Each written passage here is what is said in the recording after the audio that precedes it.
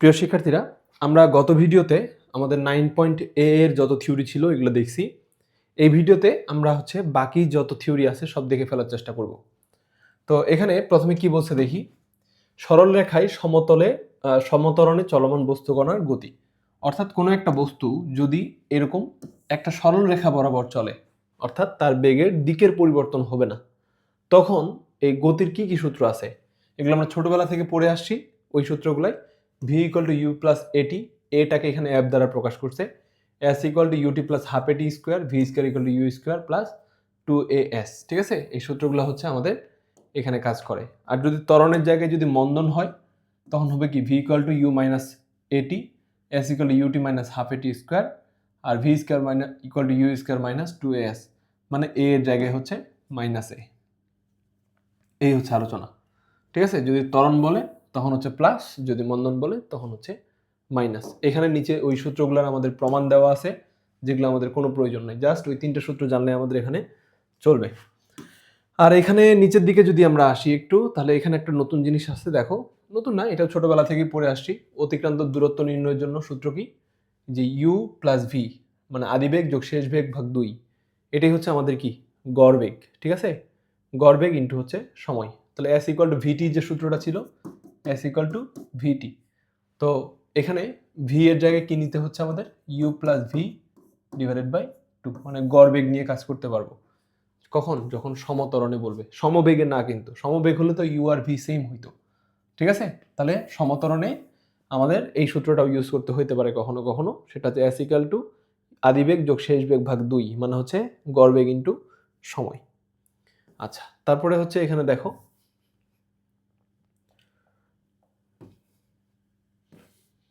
এরপরে আমাদের কি আছে। আচ্ছা, বিশেষ 1 সেকেন্ডে অতিক্রান্ত দূরত্ব, এই সূত্রটা কেমন, ধরো একটা বস্তু 20 সেকেন্ড ধরে যাচ্ছে, ওই 20 সেকেন্ডের মধ্যে বললো যে 16তম সেকেন্ডে, মানে ওই 16 নাম্বার যে সেকেন্ডটা আছে ওইটাতে সে কতটুকু দূরত্ব অতিক্রান্ত করছে, ওইটা নির্ণয়ের সময় এটা। তো এটাকে STH এর সূত্র বলে। তো এইটা সূত্রটা অনেকেই মনে রাখতে পারে না। তো এইটা মনে রাখার জন্য আমি একটা সুন্দর জিনিস বার করছি। এটা দেখো, এটা কিভাবে তোমরা মনে রাখতে পারো, আমি কিভাবে মনে রাখি। আমরা একটা সূত্র পড়ছি না, যে এরকম v = u + at, পড়ছি কি না, v = u + at। আর এখানে আমাদের সূত্র যেটা দেওয়া আছে এটা u + half, এই f কে যদি আমরা a পড়ি তাহলে কি হবে, a 2t - 1, তাই না। তাহলে আমরা যেটা করব, এই 2tটা এটার সাথে গুণ করে দিই, হাফ এ, মানে a/2 কে যদি গুণ করে দিই তাহলে কি পাবো বলতো, u প্লাস এটা 2 আর এখানকার 2 কাটা যাবে, তাহলে a আর t বাজে থাকবে at, আর মাইনাস এখানে a/2 যদি গুণ করি তাহলে কি থাকে, -a/2। দেখো তো v এর যে সূত্রটা ছিল v = u + at, এইটা আমার এখানেও আছে না। তাহলে এটা মনে রাখা কিন্তু ইজি হয়ে যাবে, শুধু কি লিখবো, এইটা -a/2। তাহলে এটা কিসের সূত্র, আমার STH এর সূত্র। সূত্রটা কিভাবে মনে রাখবো, এখন সোজাভাবে লিখবো STH = u + at - a/2। একদম ইজি হয়ে গেল সূত্রটা মনে রাখা, কারণ এইটুকু আমাদের অলরেডি মনে আছে, শুধু -a/2 করে দিলেই হয়ে গেল। এটা কিসের সূত্র, একটা বিশেষ সেকেন্ডে অতিক্রান্ত দূরত্বের ফর্মুলা। এরপরে দেখো, এখানে তোমার গড়বেগের আরেকটা থিওরি এখানে দিছে। দেখো, গড়বেগ মানে এখানে কি, মোট অতিক্রান্ত দূরত্ব ডিভাইডেড বাই মোট সময়। এখানে সূত্রটা প্রমাণ করে ফাইনালি কি পাইছে, আদিবেগ যোগ শেষ বেগ ভাগ 2, মানে আদিবেগ আর শেষ বেগকে 2 দিয়ে ভাগ করলে আমরা কি পেয়ে যাব, গড়বেগ। এই যে এবার এই অধ্যায়ের আরেকটা গুরুত্বপূর্ণ অংশ, সেটা লেখচিত্র। এই লেখচিত্রগুলো আমাদের ফিজিক্সেও খুব বেশি প্রশ্নে আসে, ম্যাথেও আসার সম্ভাবনা আছে। তো সবগুলো লেখচিত্র আমরা সূত্র দিয়ে মনে রাখার চেষ্টা করব। ঠিক আছে, এখানে দেখো, প্রথম যে লেখচিত্রটা দিছে এটা বেগ, আর এই পাশে সময়। এটা কিসের ক্ষেত্রে, সমবেগের ক্ষেত্রে। সমবেগ মানে সময়ে পরিবর্তন হবে কিন্তু বেগের পরিবর্তন হবে না। ভি এখানে কি, constant but not zero, constant, zero না।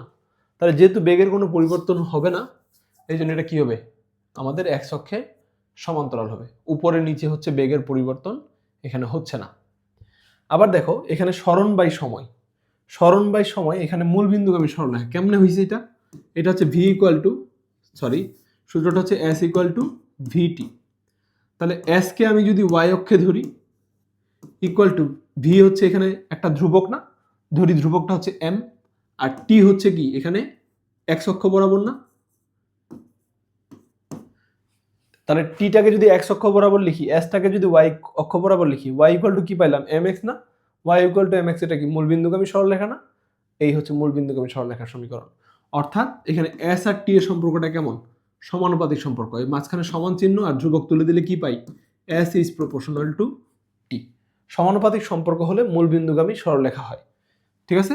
তাহলে আমরা সবগুলো গ্রাফ এখানে কি করতে পারবো? সরলরেখা দিয়ে ওই সূত্রটা দিয়েই আঁকে ফেলতে পারবো। চলো পরেরগুলোতে দেখি। এখানে আরো কিছু আছে দেখো। এবার বলছে কার কার? ত্বরণ বনাম সময়। দেখো যেহেতু বলছে সমত্বরণ, সমত্বরণ মানে কি? ত্বরণের মানটা আর পরিবর্তন হবে না, এই জন্য এটা মূলবিন্দুগামী সরলরেখা। আবার এখানে কি বেগ বনাম সময় বলছে না? সমত্বরণে বেগ আর সময় একসাথে আছে এমন সূত্র কোনটা? সূত্র হচ্ছে V equal to U plus A T. এটাই তো। তো দেখো এখানে এই সূত্রটাকে আমরা কিসের মতো কনভার্ট করতে পারবো? এটা হচ্ছে ওয়াই, এটা হচ্ছে এম, টি মানে হচ্ছে এক্স প্লাস সি, আদিবেগটা হচ্ছে সি, সি হচ্ছে কি? ওয়াই অক্ষের ছেদক। ঠিক আছে? তাহলে V equal to U plus A T, দেখো এটা Y equal to M X plus C, অর্থাৎ এটা হচ্ছে তোমার কি? ওয়াই অক্ষকে একটা সার্টেন পজিশনে ছেদ করবে, এইটুকু হচ্ছে আমার ইউ এর মান, আদিবেগ। আর এটাই আবার কি আমার সূত্রের সি কে নির্দেশ করে। তাহলে Y equal to M X C এর সমীকরণ কি? এম এক্স প্লাস সি এর সমীকরণ হচ্ছে মূলবিন্দুগামীতে না হয়ে এটা কি হবে? একটু উপর দিয়ে উঠে যাবে, অর্থাৎ ওয়াই অক্ষকে একটা সার্টেন পোর্শনে ছেদ করে তারপরে এভাবে চলে যাবে। ঠিক আছে? তাহলে এটা আবার বলি তোমাদের, এটা হচ্ছে কার সাথে মিলে? আমাদের ভি আর টি আবার সমতরণ, এই জিনিসগুলো কোথায় আছে? V equal to U plus A T. ঠিক আছে? এটাকে একটু সাজায় লিখলে এভাবে লিখতে পারো, ভি ইকুয়াল টু এটি প্লাস হচ্ছে ইউ। এটা হচ্ছে আমাদের ঢাল, এম নির্দেশ করে, টি হচ্ছে আমাদের এক্স, আর ভি হচ্ছে আমাদের ওয়াই। তাহলে Y equal to M X, আর এই আদিবেগটা তো স্থির মানে ফিক্স মান, তাহলে এটা হচ্ছে একটা কনস্ট্যান্ট। তাহলে Y equal to M X plus C. এই জন্য এটা হচ্ছে কেমন হয়? এরকম ওয়াই অক্ষকে ছেদ করে এমন একটা সরলরেখা হয়ে যায়। আচ্ছা, এবার এখানে কি বলছে দেখো, এস বনাম টি। এস বনাম টি, সমতরণে এস আর টি আছে এমন সূত্র কোনটা? ইউটি ভি ইকুয়াল তোমার হচ্ছে S equal to U T plus half A T square. তো দেখো এখানে সম্পর্কটা কার কার সাথে? আদিবেগ, সরণ আর টি। এখানে টি এর উপর কিন্তু স্কোয়ার আছে, এটা কার সাথে মিলে? এটা হচ্ছে Y square equal to four A X. এরকম একটা গ্রাফ ছিল না? Y square equal to four A X. এটা কিসের সমীকরণ? এটা হচ্ছে আমাদের পরাবৃত্তের সমীকরণ। এখানে যার উপরে স্কোয়ার থাকে না, মুখটা হয় তার দিকে। ঠিক আছে? আমি যদি এটাকে একটু ক্লিয়ার করে আঁকার চেষ্টা করি, ধরো একটু ফাঁকা স্পেস নেই, এটা খুবই ইম্পর্টেন্ট, পরীক্ষায় খুবই আসে। এখানে দেখো, যদি আমাদের Y square equal to four A X এর গ্রাফ আঁকতে চাই, Y square equal to four A X, এখানে এক্স এর উপরে মুখ নাই না, স্কোয়ার নাই না, তাহলে এটা গ্রাফটা হবে এরকম, এই যে এইরকম। তাহলে এটা যদি এরকম হইতো X square equal to four A Y, তাহলে এটার গ্রাফ কেমন হইতো বলো? ওয়াই এর উপরে স্কোয়ার নাই না, তাহলে এটার মুখটা হইতো এইভাবে উপরের দিকে। বুঝছো কথাটা? এখন আমরা যে সূত্রটা লিখতেছি এটা হচ্ছে S equal to U T plus half A T square. ধরো আদিবেগ শূন্য, তাহলে এটা জিরো হয়ে গেল, এটা ক্যান্সেল আউট। তাহলে হাফ এ টি স্কোয়ার না, হাফ তো একটা ধ্রুবক, আর যেহেতু বলছে সমতরণ, তার মানে ত্বরণটাও আমাদের কি? ধ্রুবক। তাহলে ধ্রুবক ধ্রুবক গুণ করে আরেকটা ধ্রুবক পাইলাম। তো এই ধ্রুবকটা হচ্ছে কার সাথে মিলে? ধরো আমাদের ফোর এ এর সাথে মিলে। আর এখানে যে টি আছে, আমাদের এখানে যে গ্রাফটা আঁকতে বলছে, গ্রাফটাকে এক্স অক্ষ বরাবর নিতে বলছে, তাহলে টিটাকে আমরা লিখবো হচ্ছে এক্স স্কোয়ার আকারে, আর এসটাকে লিখবো হচ্ছে ওয়াই আকারে। তো এখানে ফোরে, এই ফোরের মানটা ধরো এই পাশে নিয়ে আসি, তাহলে এটা কি হবে? ফোরে তো একটা ধ্রুবক, এই পাশে আসেও তো একটা ধ্রুবকই থাকবে, ওই ধ্রুবকটা আমরা ফোরে চিন্তা করব, ধ্রুবকের মানটাকে সবসময় কি চিন্তা করব? ফোরে। আচ্ছা, এটা না বুঝলে আবার দেখো, ওভাবে না হলে ধরো এখানে আমি টি স্কোয়ারটাকে ফ্রি করব, টি স্কোয়ারটা ফ্রি করলে কি হবে? এখানে এই হাফটা এখানে হবে 2, এটা হবে 1/a ইন্টু হচ্ছে s। কি করছি বুঝছো? টি স্কয়ারটাকে একদিকে আনলাম আর ধ্রুবকগুলোকে ওই এসটার কাছে পাঠাইলাম। তো আমার এই টি স্কয়ারটা হবে এখন কি এক্স স্কয়ার। কেন? কারণ টি কে আমার এক্স অক্ষ বরাবর নিতে বলছে, আর এখানকার এসটাকে নিতে বলছে ওয়াই অক্ষ বরাবর, তাহলে এটা হবে ওয়াই। আর এখানকার যে মানটা আছে এটা তো একটা ধ্রুবক, গুণ করে এটা কার মানের সাথে ইকুইভ্যালেন্ট হয়? 4a, 4a এর সাথে। এমন না যে এটা গুণ করে 4a হইছে, এখান থেকে তো একটা মান পাবা, ওটা একটা ধ্রুবক, ওই ধ্রুবকটাকে আমার এই সূত্রের 4a এর সাথে তুলনা করতে পারি।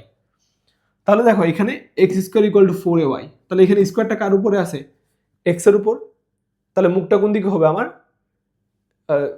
স্কোয়ার কার উপরে নেই? ওয়াই এর উপরে। তাহলে মুখটা কার দিকে হবে? ওয়াই এর দিকে। অর্থাৎ এই যে এরকম মুখটা হবে এইরকম, ঠিক আছে? গ্রাফটা হবে এইভাবে। কিন্তু এই পাশে যদি টাইম ধরি তো টাইম তো আর নেগেটিভ হইতে পারে না, তার মানে এখানে এই পাশটার কোনো অস্তিত্ব থাকবে না, এটা আর থাকবে না। ফলে গ্রাফটা দেখতে কেমন হবে? এখানে যদি আমরা যাই, এই যে দেখো এখানে টি আর এই পাশে এস, তাহলে হচ্ছে S equal to U T plus half A T square. তাহলে টি স্কোয়ারের উপরে কি আছে? স্কোয়ার, টি এর উপর স্কোয়ার আছে, এস এর উপরে নাই।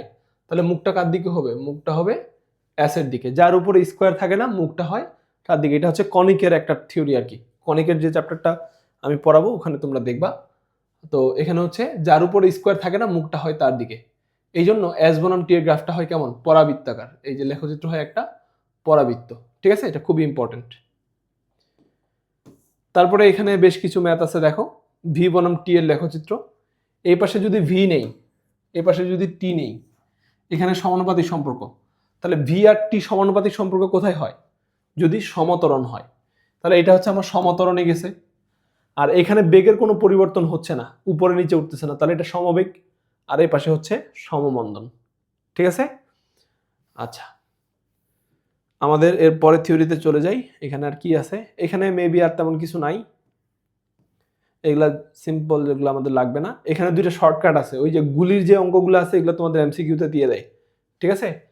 তো এখানে গুলির এমসিকিউটা কি বলছে দেখো, একটি গুলি কোনো লক্ষ্যবস্তুর ভিতর এক্স মিটার প্রবেশ করার পর তার বেগ যদি 1/n অংশ কমে যায়, মানে যতটুকু হারায় বেগ হারায়, ওইটা হচ্ছে এটা 1/n অংশ যদি হারায়, তাহলে গুলিটা লক্ষ্যবস্তুর আর কত দূরে ঢুকবে? এটা হচ্ছে n-1 square divided by 2n-1 into হচ্ছে এক্স মিটার, ঠিক আছে? এক্স হচ্ছে কি কত মিটার ঢুকছে ওইটা। তো এই সূত্রটা ব্যবহার করে তোমরা যদি শর্টকাটে করো দেখবা যে সময় অনেক বাঁচাই ফেলতে পারবা। নাহলে এটা এমসিকিউ করতে কিন্তু তোমার 2-3 মিনিট চলে যাবে, অর্থাৎ এমসিকিউ তুমি 25টা সলভ করে শেষ করতে পারবা না। তো তোমার এখানে এই ধরনের ম্যাথটাতে অবশ্যই শর্টকাটটা ইউজ করতে হবে। আরেকটা হচ্ছে বন্দুকের গুলি যদি x একক দূরত্ব প্রবেশ করার পর বেগ অর্ধেক হয়, মানে অর্ধেক বেগ হারাই ফেলছে, তখন এটি আরো x/3 একক দূরত্ব প্রবেশ করবে। মানে এই দুইটা শর্টকাট হচ্ছে তোমার ওই বন্দুকের গুলির এমসিকিউ গুলো সলভ করার জন্য খুবই কার্যকর। অবশ্যই এটা তোমাদের শিখতে হবে, ঠিক আছে? সূত্রগুলো মনে রাখা একটু কঠিন, কিন্তু বারবার প্র্যাকটিস করলে এটা চলে মানে হয়ে যায়। এই দুইটা তোমাদের এমসিকিউ মাস্ট আসে, কারণ এখানে তুমি যদি ম্যানুয়ালি এই দুটা ম্যাথ করতে যাও এমসিকিউ, তাহলে তোমার অনেক সময় এখানে নষ্ট হবে। আচ্ছা, আমরা ম্যাথ করার সময় দুটো ইউজ করার চেষ্টা করব। তাহলে এই অধ্যায়ের আর কোনো থিওরি নাই, আমাদের ওই অধ্যায়ের থিওরি পড়া শেষ। এরপর আমরা পরেরটাতে চলে যাই। পরের অধ্যায়ে বলতে হচ্ছে আমাদের এইটা উলম্ব গতির। এবার যত ঘটনা ঘটবে সব কি বরাবর? উপর থেকে নিচে অথবা নিচ থেকে উপরে। তো এই পুরো জিনিসটা তোমাদের এই যে একটা ছক আছে, এই ছকটাতে এটা দেওয়া আছে। এই ছকটা তুমি বুঝে গেলে এখানকার সব বোঝা শেষ। দেখো, যদি উপর থেকে স্থির অবস্থান থেকে পড়ে, স্থির অবস্থান থেকে পড়ছে মানে কি তার আদিবেগ 0, তাহলে ওই যে গতির সূত্রগুলো ছিল সবগুলাতে আমার আদিবেগের মান 0, তাহলে এখানে আর আদিবেগের কোনো অস্তিত্ব থাকবে না।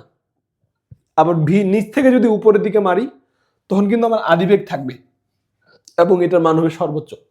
আর যেহেতু নিচ থেকে উপরে যাচ্ছে, জি তো সর্বদা নিচের দিকে কাজ করে, কিন্তু আমি পাঠাচ্ছি কোন দিকে? উপরের দিকে, তাহলে ওই জিটা তখন আমার মন্দন হিসেবে কাজ করবে। এই জন্য সূত্রটাতে একটা করে মাইনাস চলে আসবে, ঠিক আছে? তারপরে দেখো এখানে এটা হচ্ছে এইচ উচ্চতা থেকে ইউ বেগে, মানে অলরেডি একটা উচ্চতায় উঠে আছে, আবার ওখান থেকে জোরে এইভাবে নিক্ষেপ করতেছে, মানে এইটার মতোই, শুধু এখানে আদিবেগ 0 ছিল, এখানে আদিবেগ 0 হবে না, এখানে আদিবেগ থাকবে। আর এইটা কি? এটা হচ্ছে অলরেডি একটা উচ্চতায় উঠছে, ওইখান থেকে আবার উচ্চতায় এভাবে ছুঁড়ে মারছে, ঠিক আছে? তখন কি হচ্ছে, বস্তুটার ফাইনাল বেগ কোন দিকে হবে এটা একটু তোমাদের লিখে দেখানো দরকার। আমি একটু দেখাচ্ছি তোমাদের। এই কন্ডিশনটা হচ্ছে কেমন, ধরো এখানে আমি একটু লিখি, এইটা হচ্ছে মনে করো মাটি মানে ভূমি, এটা হচ্ছে তার একটা সার্টেন উচ্চতা, এখানে এটা মনে করো ছাদ, এই ছাদ থেকে আবার উপরের দিকে নিক্ষেপ করছে ইউ আদি বেগে। তো বস্তুটা আলটিমেটলি কোথায় পড়বে, এখান থেকে এখানে না? তো যখন এখান থেকে এখানে আসছে মানে আবার তো ভূমিতেই পড়বে। ধরো এটা আমি তোমাদের বোঝানোর জন্য দুইটা ডিফারেন্ট করে দিছি, এটা আসলে একই রেখায় উঠে আবার একই রেখায় পড়বে, না হলে তো এটা প্লাস হয়ে যায়। তো এই যে উপরে উঠে আবার নিচে নামলো, তার সরণ কোনটা মনে করে দেখো। সরণের থিওরি আমরা কি পড়ছিলাম, যে তার আদি অবস্থান থেকে শেষ অবস্থান, তার মানে তার সরণ কিন্তু আসলে এতটুকু, এটা পুরোটা কিন্তু তার সরণ না। কোন পথে যাচ্ছে এটা ইম্পর্টেন্ট না, ইম্পর্টেন্ট হচ্ছে আগে কোথায় ছিল এখন কোথায় আছে। তাহলে এটা হচ্ছে তার সরণ, অর্থাৎ উলম্ব সরণ হচ্ছে তার যে যত উচ্চতায় অলরেডি উঠেছিল ওটাই হচ্ছে তার কি সরণ। তাহলে তার সরণ যেহেতু উপর থেকে নিচে হচ্ছে, কিন্তু বস্তুটাকে পাঠাইছে কোন দিকে, উপরের দিকে, আবার জি কোন দিকে কাজ করতেছে, নিচের দিকে। তাহলে এখানে জি এর দিক কোন দিকে, নিচের দিকে, ভি এর দিক কোন দিকে, নিচের দিকে, শেষ বেগ তো অবশ্যই নিচের দিকে, কিন্তু আদি বেগটা কোন দিকে, উপরের দিকে। তাহলে যেহেতু বেশিরভাগ দিক নিচের দিকে কাজ করতেছে, ওই জন্য ওগুলাকে আমরা ধরছি পজিটিভ, আর ইউ যেহেতু উপরের দিকে এই জন্য ওটাকে ধরা হয়েছে নেগেটিভ। অর্থাৎ একটা সার্টেন উচ্চতায় উঠার পর সেখান থেকে যদি উপরের দিকে নিক্ষেপ করি, সেক্ষেত্রে তুমি আদিবেগটাকে মাইনাস ধরে নিবা খালি। এখানে স্কোয়ার ছিল ওই জন্য আদিবেগটা স্কোয়ার হয়ে প্লাস হয়ে গেছে। ক্লিয়ার? এই চারটা থিওরি তোমাদের এখানে খুব কাজে লাগবে, এগুলো তোমার অলরেডি জানো। এখানে শুধু কি হয়, যদি একটা সার্টেন উচ্চতা থেকে উঠে মারি তখন ইউটাকে মাইনাস ধরে নিলে হয়ে যায়, আদিবেগটা মাইনাস। এখানে আর তেমন কিছু জানার নাই। এবার হচ্ছে সর্বাধিক উচ্চতা ওঠার সময়, এই উঠার যে সূত্রটা এটা তোমরা একদম মুখস্থ করে ফেলবা, H equal to U square by 2g, একদম কবিতার মতো মুখস্থ করে ফেলতে হবে, ঠিক আছে? এটা লাগবে আমাদের। তারপর T equal to you by জি, এটা হচ্ছে উঠার সময়। আবার নামার সময় কি হয়, উঠার সময় পতনকাল উত্থানকাল দুইটাই সমান, এটা সূত্র দিয়ে প্রমাণ করছে, আমাদের দরকার নেই। তাহলে ইউ বাই হচ্ছে জি, তাহলে উত্থানকাল আর পতনকাল দুইটা যোগ করলে আমরা কি পাবো, টোটাল উড্ডয়নকাল। ভাষাটা একটু খেয়াল করো, উত্থান মানে উঠার সময়, পতন মানে পড়ার সময়, আর উড্ডয়ন মানে হচ্ছে বা বিচরণকাল বা উড্ডয়নকাল হচ্ছে 2u বাই জি। উঠতে সময় লাগছে ইউ বাই জি, নামতে সময় লাগছে আরো ইউ বাই জি, তাহলে দুটো যোগ করে 2u বাই জি। তারপরে এখানে হচ্ছে কি h equal to U square by 2g, এটা হচ্ছে তার সর্বোচ্চ উচ্চতার সূত্র, এটা মনে রাখতে হবে তোমাদের। আচ্ছা, এখানে একটা কথা বলছে দেখো, নির্দিষ্ট কোনো উচ্চতায় বস্তু কণার বেগ ও সময়। এইখানে এই যে আমাদের সরণের সূত্র সমীকরণটা আছে তোমার h equal to U T minus half G T square, এখানে দেখো তো এটা কিন্তু একটা বহুপদী রাশি। এই যে টি এর উপর স্কোয়ার আছে, তারপরে টি এর উপর স্কোয়ার নাই, তারপরে এখানে টি নাই, মানে হচ্ছে A X square plus B X plus C equal to 0, এই ফরম্যাট। তো এই ফরম্যাটটা থেকে আমার এক্স এর দুইটা মান বের হয় প্লাস মাইনাস দিয়ে, ঠিক আছে? ওই যে minus B plus minus root over B square minus 4ac by 2 এর সূত্রটা ইউজ করছে করে। এখানে যেহেতু প্লাস মাইনাস আছে, তার মানে এখানে টি এর মান কয়টা পাওয়া যাবে, দুইটা। অর্থাৎ একটা বস্তু যখন নিচ থেকে উপরে উঠে আবার উপর থেকে নিচে নামে, তখন দুইটা ভিন্ন ভিন্ন সময় এসে একই উচ্চতায় থাকে।